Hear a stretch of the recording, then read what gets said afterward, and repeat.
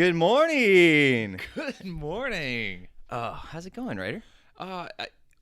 Pretty good. I'm a little distracted by how suave and debonair you are. Well, I can't have just one person be wearing a scarf out here.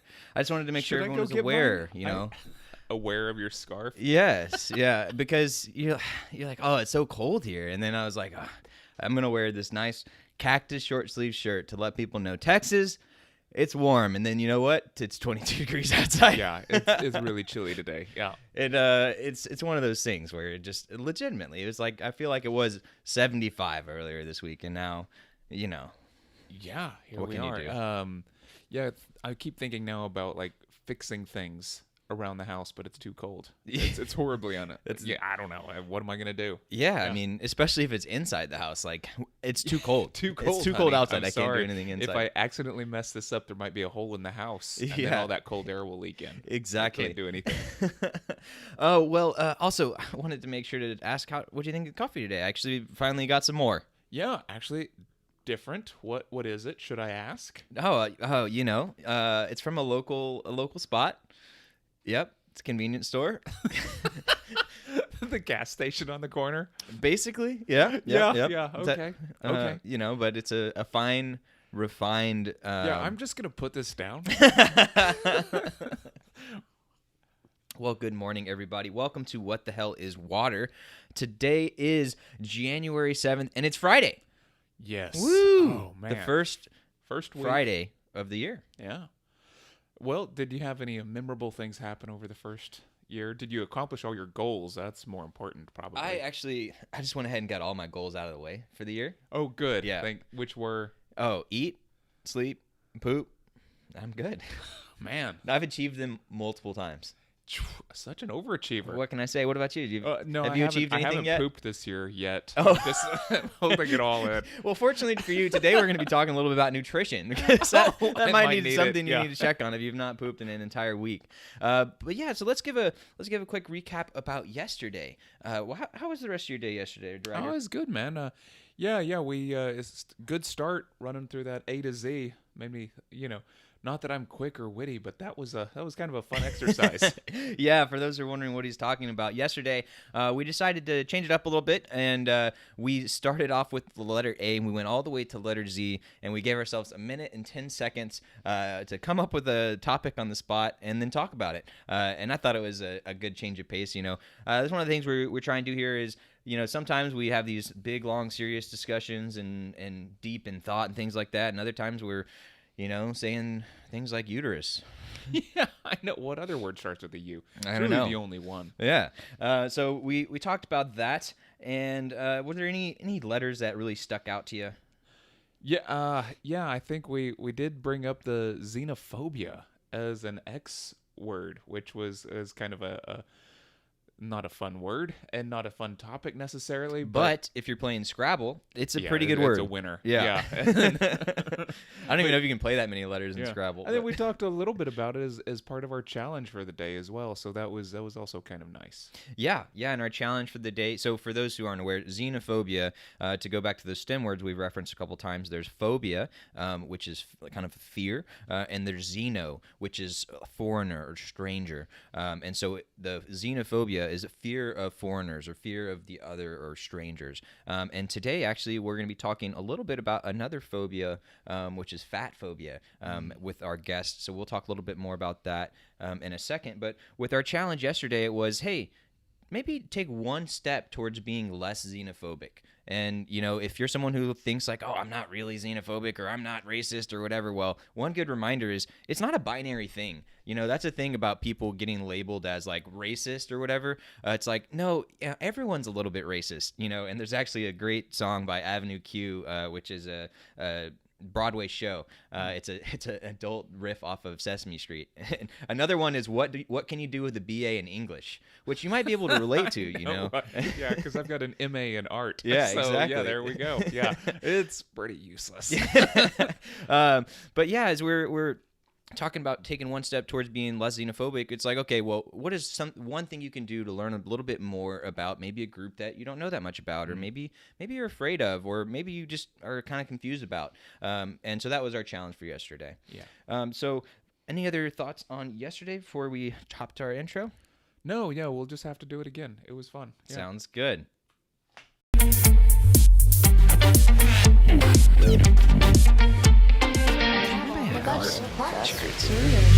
Helpful for life. And we're back. Welcome to What the Hell is Water? I'm Reed Garcia, founder of Helpful for Life. This is Ryder Richards.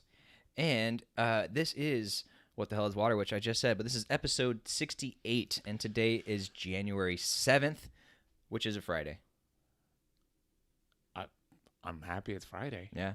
What are you going to do tomorrow? You know, I don't know, but probably seize the world. You know, just seize it. just grab it, take advantage of it, and, you know, do all good things, Well, today we have a special guest with us today. His name is David Orozco, and he is from Orozco Nutrition. He and I are in a business group together called SPI Pro, and his company is all about helping people get a better relationship with their food. As we kind of alluded to a couple times earlier this week, one of the problems with food is, especially in America, it's hard to have a good, healthy relationship to it. And one term that we've mentioned a couple times is something called yo-yo dieting. When, you know, we were talking about your childhood the other day, and you're like, hey, check out these cool yo-yo tricks, and you're talking about all of the fly ladies that you were attracting with those. Flies, yes. Yeah. I don't. The lady part did not. Yeah, that did not show up. Oh, the sleeper. You know, the one where that's the move that worked really well. We're not going to talk about that. So yo-yo dieting is this concept of where it's like, hey, you say you want to, you know, to make a change in your nutrition, oftentimes with the lens of wanting to lose some weight. You go and work on it. You do it for some short stint, then you realize it's not sustainable, or you just lose interest or whatever. Kind of like a New Year's resolution. Wow, good timing. And then you maybe you drop some weight, you get more nutritious or healthy or whatever metric you want to use, but then you stop, and so you recoil back up just like a yo-yo. So you kind of keep doing that over and over and over again, and especially here in America where the marketing is always about, oh, lose the next 15 pounds. Here's this next magic pill. Oh, you know, today it's all about stopping those carbs. Next year, oh, it's all about stopping that fat. The year after that, everyone needs to go vegan. You know, there's always some new fad, some new trend, even though, you know, this weird thing about us being humans, and we've been around for a really long time, I don't think our bodies are changing that quickly. Yeah. It is funny though that everyone's looking for the trick or the hack or the, you know, whatever it is. It might exist. I don't really know what it is. I think my biggest thing is when I don't care about it, like when I stop thinking about it, I actually feel like I do better. Yeah. Which is weird. But anyway, we can get into that later. No. I mean, that's there might be a little truth to that. So, you know, we don't want to keep him waiting in the wings for too long. So let me go ahead and bring on our lovely guest, David Orozco. And here we go. Oh, that is just Ryder. You know, that's good. Good morning, though, David. Let's be us. Good morning. How you doing, guys? Good. How are you? Oh, I'm doing great. I'm looking forward to this. I'm excited that you already started talking about some of that stuff. So, well, good. Whoa. Hey. Hold on 1 second. While we split up there. Yeah, we figure out our. I'll talk for Reed with my hand. Oh, I know what it is. Okay, sorry about that. Sometimes, you know, you gotta kick the tires as you're going on. The beauty of doing things live. There we are. We're fixed. So welcome back. We are here with David Orozco of Orozco Nutrition. For those of you who are audio only, we are working with a couple of camera issues. So if you haven't seen us on video, come join us on YouTube, Twitch, Twitter, and one other place, which I'm not remembering right now. But David, thank you so much for joining us. And, you know, we've only got you here for a little bit today, but I know we could talk for hours and hours and hours. So feel free to, as we're talking here, be like, hey, that is a great question. Go listen to my podcast episode on that, or maybe we'll talk about that another day. Make sure to help keep us scoped, because I know we could go on for hours. So with that being said, David, why don't we start off by telling us a little bit about Orozco Nutrition and, you know, what's important to you guys and what do you guys care about? Thanks, Reed. Yeah, Orozco Nutrition started, I would say September of this year, but my previous practice name was TD Wellness. And I've been in nutrition for over 16 years now. And back in 2016, about 2015, 2016, I decided to transition my nutrition practice from the traditional stuff that, as you are all alluding to, diet rules and traditional diet programs and food rules and meal plans and stuff like that, to a much more weight inclusive, anti diet, health at every size, intuitive eating approach. And I can elaborate more in detail what that means. And ever since, it's really helped me work much, much closer with my clients and avoid seeing a lot of that yo-yo stuff that you all were talking about. Certainly not a sleeper move. Yeah, well, thank you so much for sharing that with us. I've also, after I met you on in our networking group, I went and started to listen to some of your podcasts, which is called One Small Bite, and Yep. I just found myself resonating with so many of the things you've been saying. As with our first course that we created, Kickstart Your Kitchen, which you guys can check out at kickstartyourkitchen.com.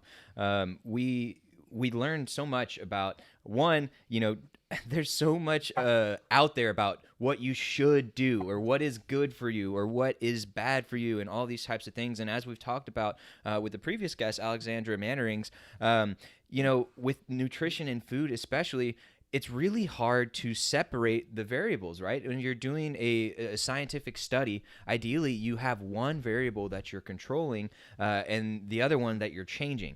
But when it comes to people's health, there's so many factors, right? I mean, here we're going to talk a little bit about food, but there's also exercise involved. There's also family history. There's freaking genetics, right? And I can't help but enjoy the episode you came out with, I believe, earlier this week, which was all about fat and why do we start fearing this fat, and is it really a bad thing? And different cultures, some of them celebrate large people, which we've talked about, I believe, in a previous episode as well. We referenced like people in Hawaii and things like that. Yeah, and I think we've also even discussed like Titian, right? In these early paintings where the Rubenesque woman was this profound symbol of wealth and luxury and all this kind of stuff. And now we seem to have gone backwards where, people work themselves to look like they're just starving, and so Yeah, I there's can. been a reversal. Yeah, I could probably say a little bit on that. And I talked a little bit about that in that last podcast episode that Reed is talking about. There is this historical belief that is tied in to patriarchy a little bit, that's tied into the thin ideal, and it stems a lot from controlling the fear of difference. And that's what a phobia is. It's nothing more than fearing something that it is different, that may seem to harm you. And that's what phobia is about. And then we have the fear of fat, when in reality, we also, the irony, I should say, is that we also at the same time revere and idolize and, well, maybe not idolize, but, are amazed by animals like whales and elephants. And we think that they're incredible animals and majestic. And yet, we ourselves, we fear that fat, when in reality, I think it is based on that thin ideal that has been around actually for quite a few centuries now, but it really took a foothold in the 19th and 20th centuries in the United States. And it was really a way of controlling the masses, one way of saying that there is a hierarchy in our society, and it pushes away those different people, so to speak, and I'm using air quotes. So I'm glad that you're bringing it up. I think that's really, really interesting. At the same time, though, I think it's important because we're talking about fear. And so when we're talking about fat, and we shouldn't fear fat, I think there's another message that's also underneath that too, and that is, it doesn't mean that you have to become fat, or that you're everybody is doomed, and if we should let go of this. And that's not really where this is. Really, the point of the episode and the point of fat phobia is just to bring home the idea that we should really embrace diversity of shapes and sizes. Just like we are accepting and becoming more aware of people in different countries around the world, different ethnicities, different races, different languages. And I always make the analogy of, sorry to tie this tangent in, but I always make the analogy of, if you ever have an opportunity to see a financial planner and they're doing a stock portfolio for you, a retirement portfolio from you, they will probably never say, put all your money in stocks. Right. What will they say? They'll say, diversify. Right. And because they know that the security in your growth, in the benefit in the long run, is to have a variety of stocks and funds and programs that, like real estate, like mutual funds that will diversify your funds. And if something goes bad in one area, you might make it up in another area. And so that's sort of the same concept with embracing the diversity of sizes, so we get away from the fear of fat. Yeah, no, I appreciate that a lot. And, Ryder, one of the reasons that, I was so attracted to, what David was teaching was I felt like it tied in really well with what we're about here at Helpful for Life, and also a lot of the things we talk about here all the time on What the Hell is Water. We're talking about, hey, how do people view food? How do people view themselves, their body image? How do you decide what is the right amount to eat? What about exercise and things like that? And one of the things this show is all about is talking about all of the things that people don't see that are the reasonings behind why something is. And so already we're diving into, hey, why are people so centered on there being this thin?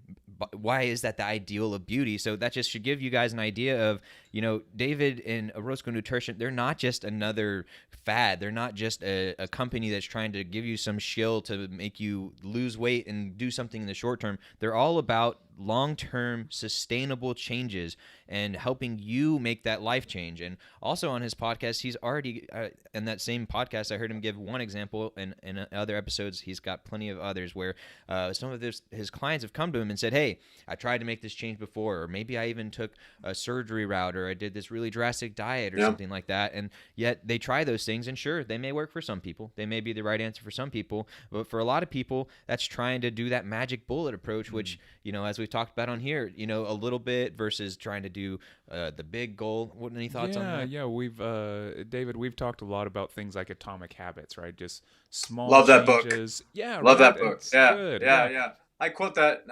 James Clear in my podcast, and I recently finished writing my own first book, and I've quoted him in that as well. And one of the foundations of my book is based on 4 C's, and one of those C's is consistency.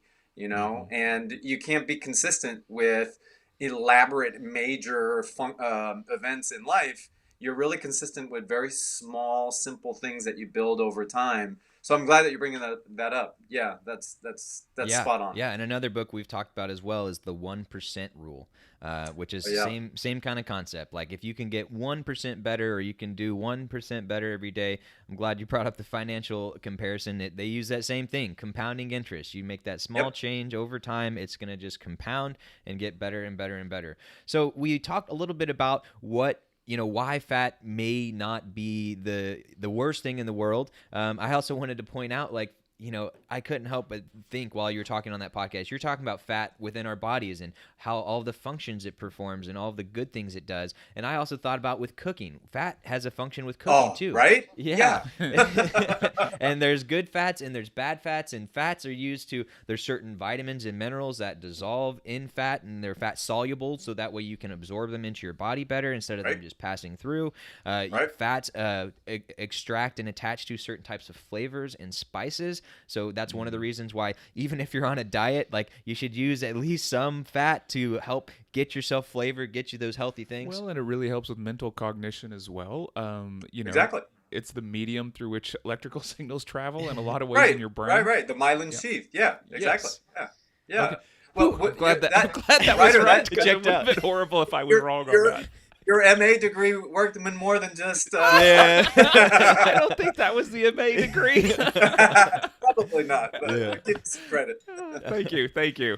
Well, Yeah. so we talked about the fat, and then another thing I just wanted to make sure to mention. There's a YouTube guy, and one of his favorite phrases is "fat means flavor," Yeah. and so his name is Sam the Cooking Guy. If any of you guys want to check him out, but Oh, fat love him. definitely I means love him. flavor. Yeah, I've seen him. Yeah, yeah, yeah. Yeah. So, David, now we talk, and of course, for those who are like, well, I want to know a little bit more about that fat-specific or content, they can go check out One Small Bite and check out that podcast episode. But let's go back a little bit broader, David. So, when we're Yeah. talking about nutrition and having a healthy body, talk a little bit about how food is just one part of that. Well, I'm going to back up a little bit more and really highlight the word healthy. There's a very difficult misconception with the word healthy. People see it like I mentioned a little while ago, the thin idea. They may perceive healthy as this idea like you're reaching this sort of peak of a mountain, and when you get there, you are then forever healthy. And that's not the way health works. Health is a point in time in your life, and there are various points in people's lives where they fall in and out of healthful or not healthy moments. For example, you can have a broken wrist. Technically speaking, you're not healthy. You have to let that arm or wrist heal. So you can have the flu or you can have COVID and you're not healthy. And so health is fluctuating, it moves in and out of your life.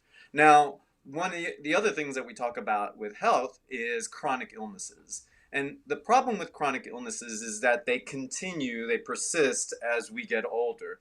And the idea is that we want to get healthy.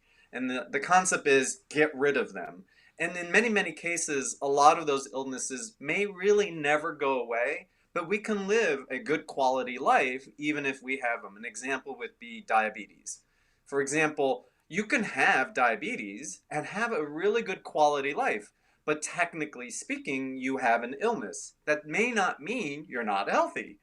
For example, I have a lot of people who are in a heavy body and have diabetes and they run 3 or 4 times a week or go to the gym or work out. I have a client who's 250 pounds and she works out almost 6 days a week and she loves working out. But she's never going to be in a thin body, and that's okay. But I wouldn't say she's not healthy. So that's why I wanted to just touch on that. Now, in relationship to foods, I think it's what's really, really interesting. You mentioned something earlier with bad fats and good fats as an example to the question that you just gave me.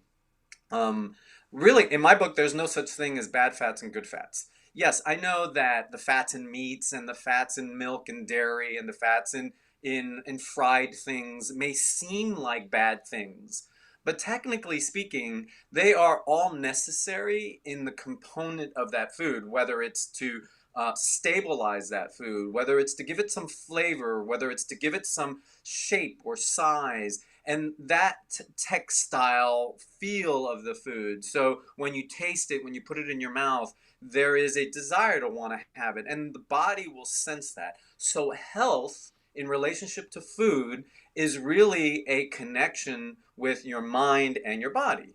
And it is a matter of, again, to go with the fat, it's a matter of going, well, gosh, if I eat a lot of saturated fat in one day, I am not going to feel that great. That's the obvious, right? And so that's really what I do with a lot of clients. Instead of telling them, hey, don't have carbs, or you got to really watch out for sugar, or, eat a good amount of protein because protein is really going to build the muscle and great for your brain. The body doesn't work that way. It's not that simple, yet it is also very simple. So it's kind of like giving them an idea that the body will actually respond and tell you. I'll give you one simple example. I get a lot of clients that will tell me they don't eat breakfast, or they don't like eating breakfast because it'll make them hungrier. And I say, well, what do you think having breakfast and then feeling hungry might actually tell you? And they'll think, oh gosh, but I don't want to feel hungry. And so that is part of the fat fear that I was mentioning, or we talked about fat phobia a little while ago. People fear hunger because that may represent that I'm going to get bigger. And food doesn't really do it like that.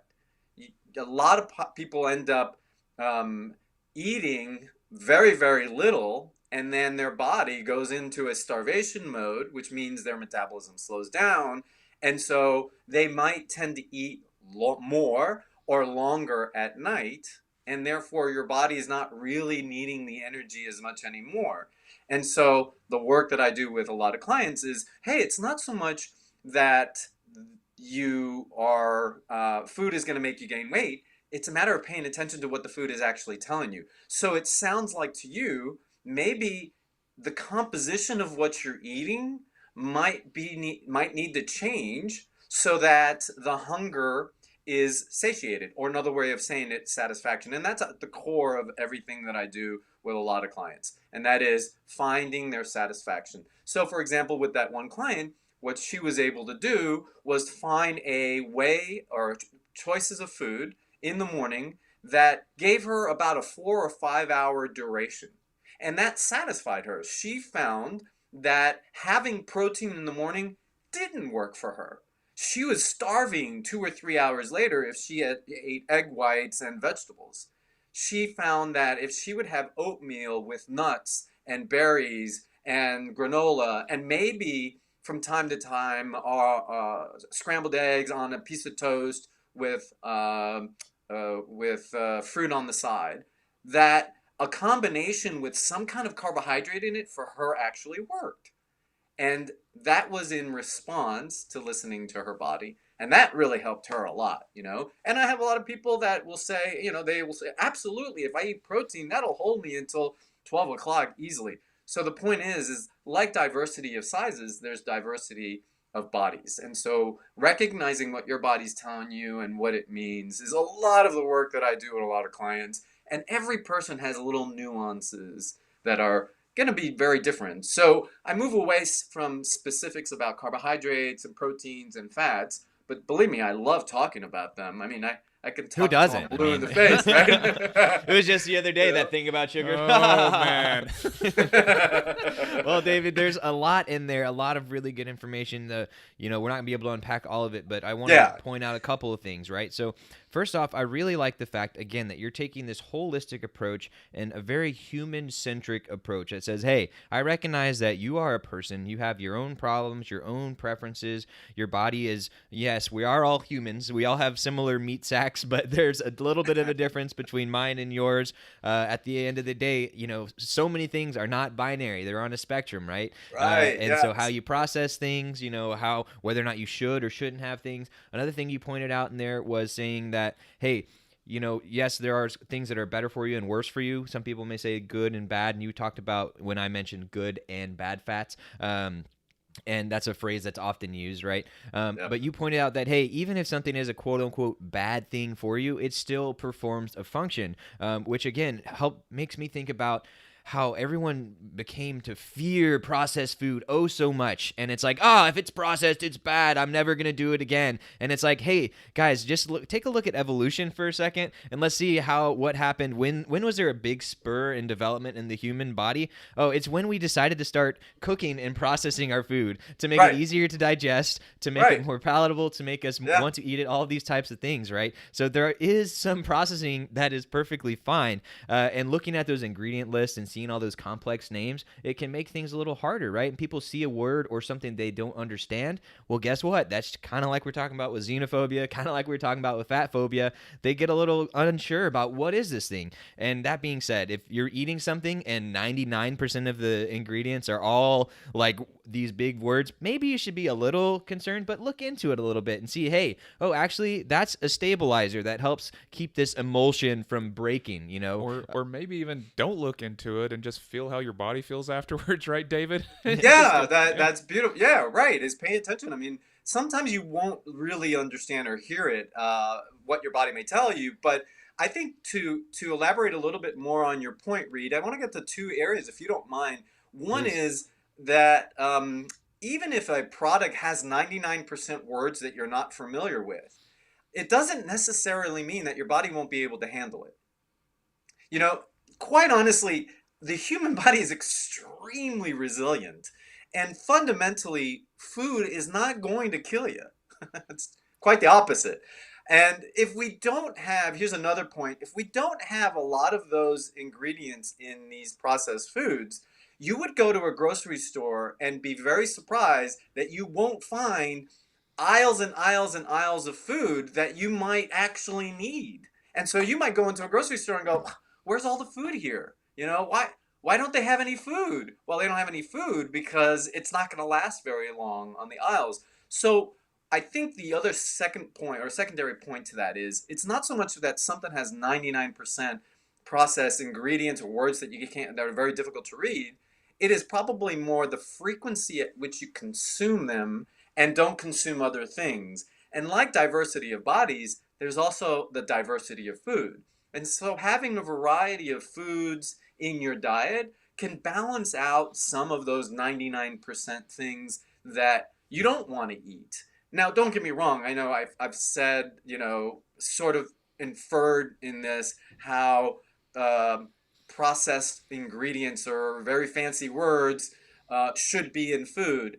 I do think we need to hold these companies to the fire. I do think that we need to challenge them and say, hey, pay attention to the stuff that you're putting in food. Can we do it in a more sustainable, in a healthier way, in a way that is going to be beneficial for the human body, especially in the long term?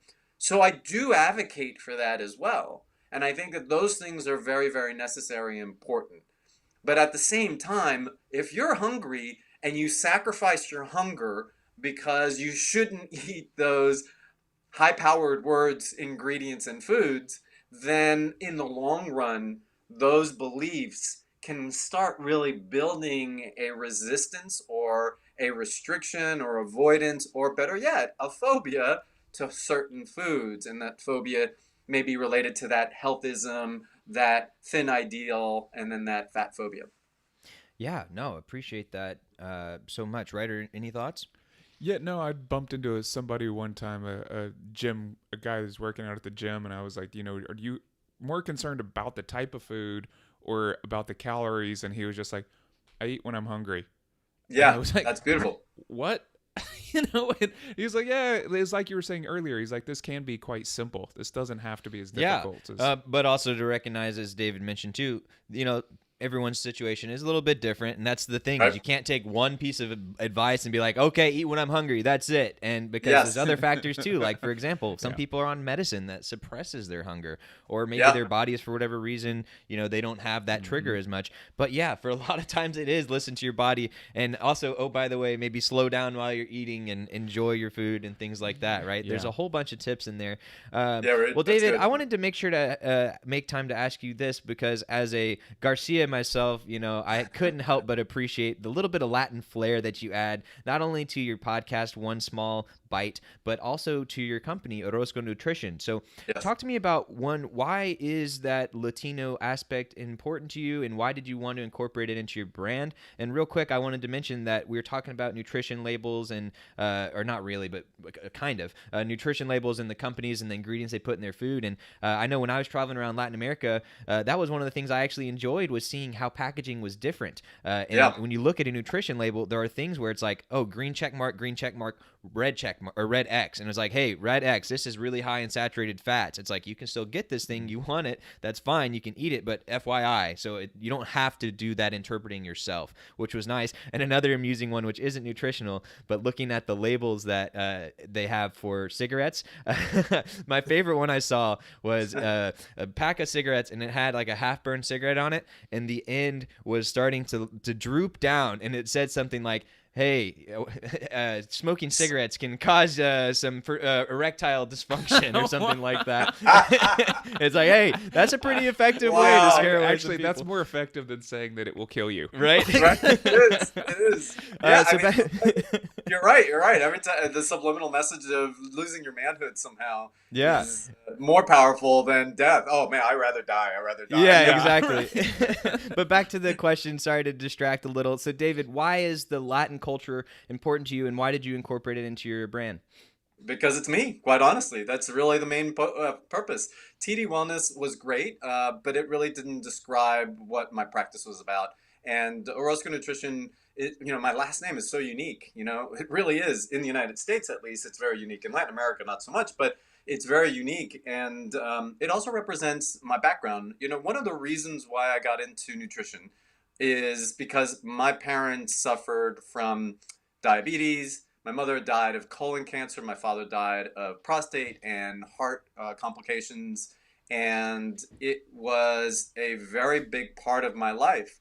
The other part of that is that Orozco nutrition really is grounded in that Latin culture too. So there's a part of me that wants to bring in so many different ideas in Latin culture, especially around food, especially around the socialization of eating and the connections that we make both internally with ourselves, but because we're around people. And so Orozco nutrition really has that foundation, that idea behind it. So that's part of the reason why I wanted to bring in that Latin flair. Yeah, no, I really appreciate it, and I also want to point out that at least in certain Latin cultures, having very large people is also a thing, and Right. sometimes, Yeah. Exactly. sometimes in a good way, sometimes in a not so good way, but that's definitely a thing, for sure. So.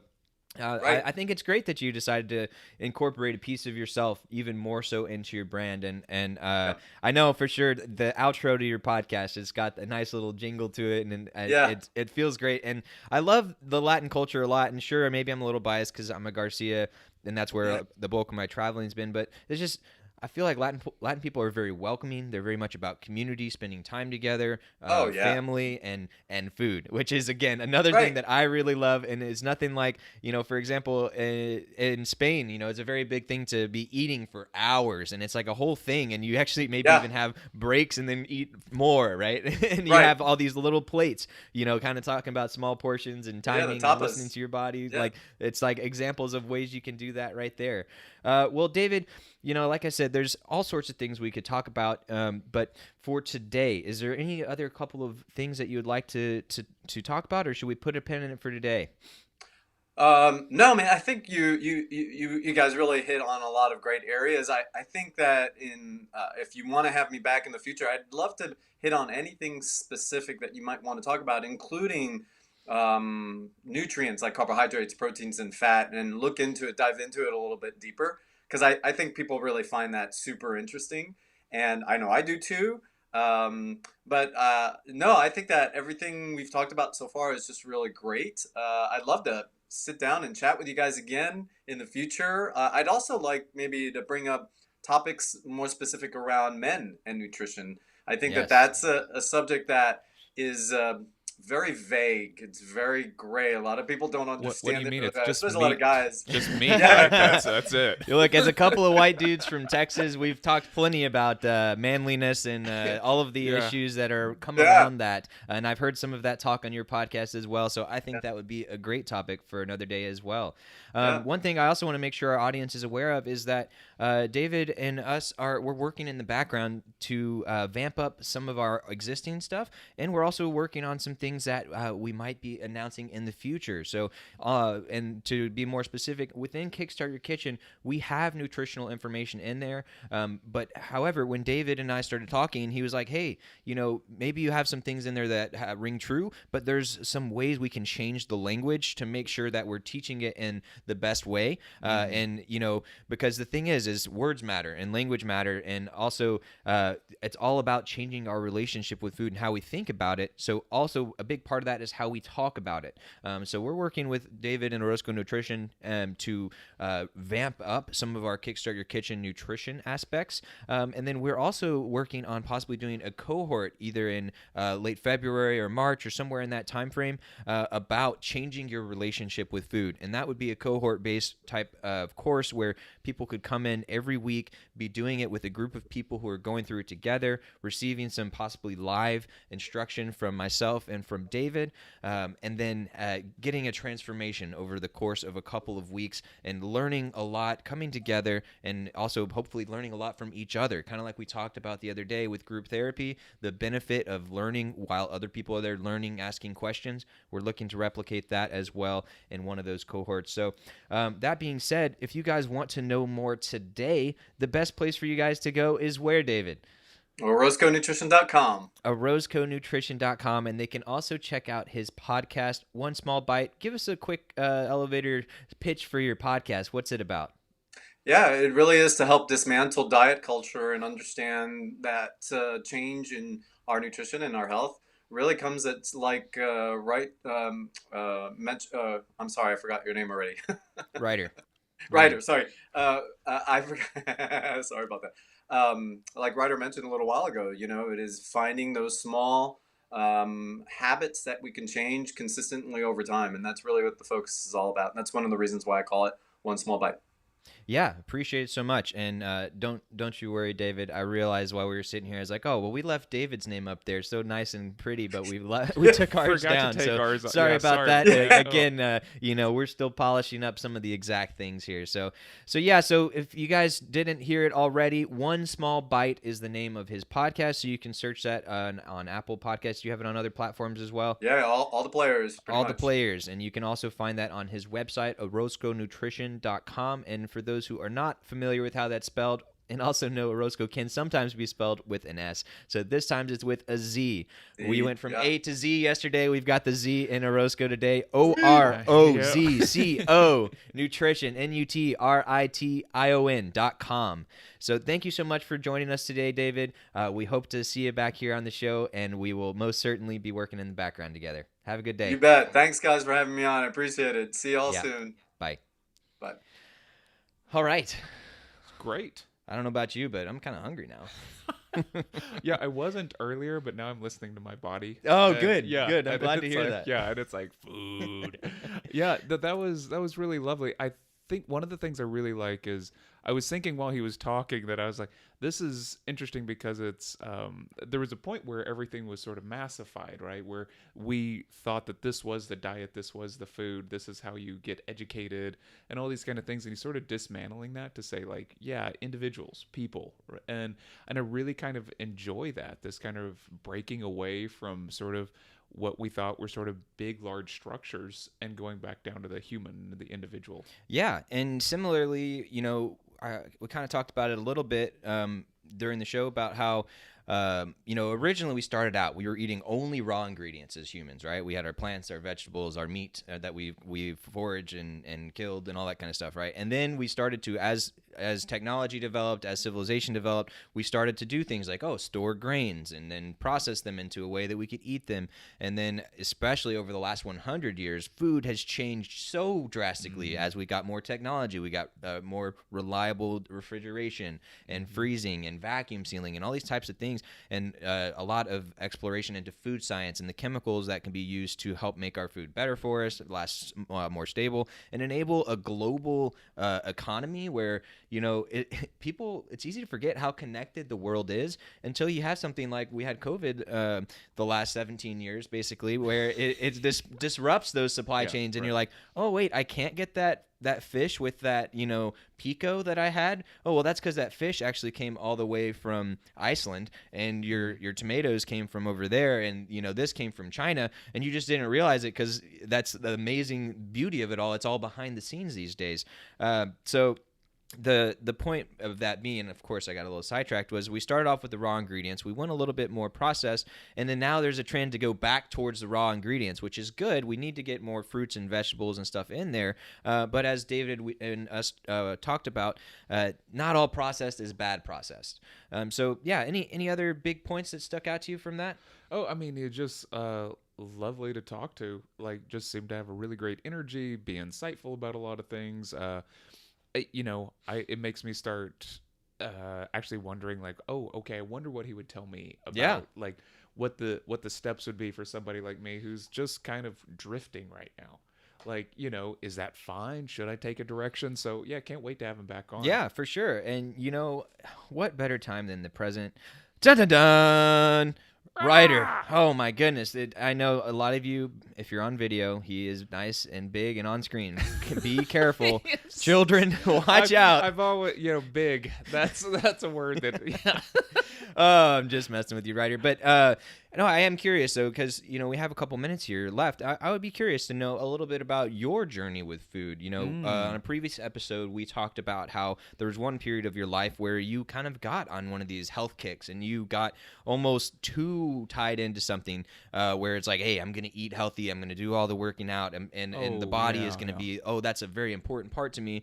And then now you're at a part where you said it's not as big of a focus. And I also want to point out, kind of like I think we've said before, and if we haven't, we'll definitely say it many, many times again, which is there are a lot of areas of life for people to be focusing on, to be improving on, and you can't do them all at once, right?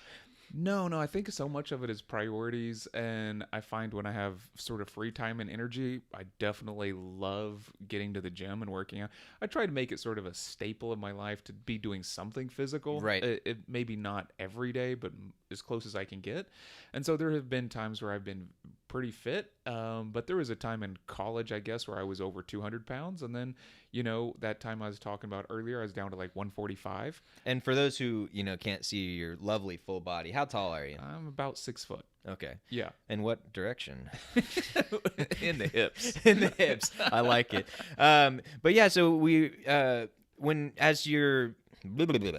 as I was talking about with not being able to focus and improve on all the things at once, right? Oh, financial, there's food, there's all these different things. Well, one of the ways that you can start to improve all of them is to focus on one and start to implement the habits and the routines and make those small changes that you then build on over time. And so maybe this month you're focusing on implementing this, and then another month or maybe next year you're focusing on that next thing. And over time, each one of those things will gradually get improved. And referencing like things that we talked about, atomic habits earlier, and doing those things to do it in a sustainable way where you're making those small changes that can build on each other. And, from today to tomorrow, there's not a huge difference, but from today a year from now or 10 years from now, you are gradually improving in all of those areas. So I just wanted to make sure to point that out. But back to you with your food journey. So you had that time where you were really focused on the gym and really eating healthy. Did you ever have when you were larger or more more weight? I don't know what the right way to say it is, but were you eating a lot more at that point, or what was that? I was just eating whatever I want. I was also working out, so I thought I was going to get buff. Right. And you read these things about how to put on muscle at the gym, and they're like, well, you go through this phase where you bulk. So there was bulking, and then I felt like Cartman. Hey guys. And so I beefcaked it for a while, and then I was just like not into this, and so I just went started figuring out how to lose weight, which is a different set of challenges, and then sort of took that on. And so I've had phases of my life where I've sort of gone through these various things, and like I said, for me, a lot of it has to do with when I have the time or energy to spend on these things. Then sometimes I can do it. I'll establish a goal and start pursuing it, and I'll see what happens. And the body is pretty malleable, and I think I'm also sort of just blessed with sort of both of my parents seem like they've stayed pretty similar to the same size their entire life, and so we seem to just sort of be stable. It's a certain rate, and I know if I abused this stuff and didn't eat in moderation, then I could probably get bigger, and I could also go the opposite way whenever I get really driven. So there becomes like a balance of how do you do all these things. And then the food journey along the way comes into reading different books about it. Not so much recently, not in the last 10 years, but previously I read quite a few books about nutrition and fitness and health and how to get to all these different goals. And so there's something interesting about having knowledge of knowledge and then not knowing when you should or shouldn't apply it. Yeah, for sure. And that's that yo-yo diet we're talking about again, too. Like you can read all these books, you can have all this information in your head, but the application is really the tricky part. That's the truth, and that's something that I've definitely had to figure out a lot myself, especially as someone who's teaching educational information. By definition, before I teach things, I have to do a lot of education myself, and trying to decide, when is enough for now, right, research-wise, and then how do you then go and apply that information both for me in my own life, and then also how do we encourage others to apply that in a good and healthy and sustainable way? So that's a very important thing. A phrase we use a lot around here, separating the do from the think. Well, some of that thinking up front includes, maybe doing research and learning and things like that. But you got to have that do aspect. If you're never doing, then what's the point, right? And another thing we've talked about is the difference between consuming and creating, or same kind of that thing, reading versus doing. So making sure that you are taking the action on the thing to gain the benefit from all that knowledge that you've gained. So for those of you who are at home, we really want to hear from you on this topic, because guess what? You now have a front row seat to ask whatever questions you guys like. So make sure you guys include those in the comments down below on whatever platform you're on, or you can go to our website at helpfulforlife.com and hit the contact us in the top right. And let us know what your questions are, whether it's something specific for us, something for David, a topic that you'd like to see us cover in the future, or anything that's not even related to what we're talking about today. Reach out, let us know, because this is the show where you can influence where it goes. So please take advantage of that, especially now before we become hyper super popular, where everyone and their mother and their brother are all going to be watching. So if you're listening now, anytime near January 7th, 2022, get on the train, because it's about to head out of the station. And that was about the cheesiest outro I could have there. Choo-choo. I can't even come up with words. I'm Yep. so blown away. That's all right. I'm just going to stand the here lameness silently and just make you so sit there and cheesy. talk. My gosh. Yeah, Like cheese maybe I'll even do a zoom everywhere. close up It's- on you. And Oh, Yeah. yeah, just covered in cheese dust after that. Oh, the cheese dust. Nice callback to something we talked about off mic, which is probably for the best. So let's jump into the comments here. We have some things from Danielle here. She says she loves David. Well, Danielle, we might need to talk about how strong that love is after the show. Why But don't you marry him? yeah, if you like him so much. But no, she loves David, and she'd love to hear more about intuitive eating. I like the idea of that. And she also was talking about how she can resonate with not eating breakfast, and she also was curious about the topic of intermittent fasting, and then also, what the difference between fear or asking about the fear of hunger. So that is the show for today. Any challenge that jumped out at you, Ryder, or should I take a swing? No, you take a hack at this. Yeah, so our challenge for today is going to be very simple. Go check out one of David's podcasts. It's called One Small Bite, which we've already put in our description, and I believe in the chat as well. We'll pop it in the chat again, but go listen to One Small Bite. You can look at the episodes and see if there's one that grabs your eye, or just pick one and start from the beginning, start from the latest one. You can go listen to that fat phobia we talked about, but go listen to it, and just maybe it's the first time that you've kind of explored this thing, or maybe this is a new take on how to view it. And one thing I wanted to point out, you said you did a bunch of research and stuff 10 years ago. Well, I don't think we mentioned it in the show earlier. Well, the thing about nutrition and the research and all that kind of stuff, it's changing all the time. Yeah, all right? the time. It's kind of exhausting. Yeah, and it's in some ways it's annoying, but in other ways it's good, because that means we're learning new things. And the difficult part sometimes is sorting through what is true, what is valuable, and what can you trust, right? And that's what our job here is at Helpful for Life, and what David's job is at Orozco Nutrition is to help tell you guys what you need to know, and point you to solid sources for more info. So with that, any other last thoughts before we head out? Listen to your body. Right? Yeah, and if you're a writer, make sure you always say no. Yeah, no. I've been doing this a lot. Yeah, No. no. Yeah. Do you have any No. thoughts, Ryder? No. Yeah. But No. Yeah, no. I Yeah. launch into it. No. Yeah? No. Yeah. No. No. Yeah. No. Yeah.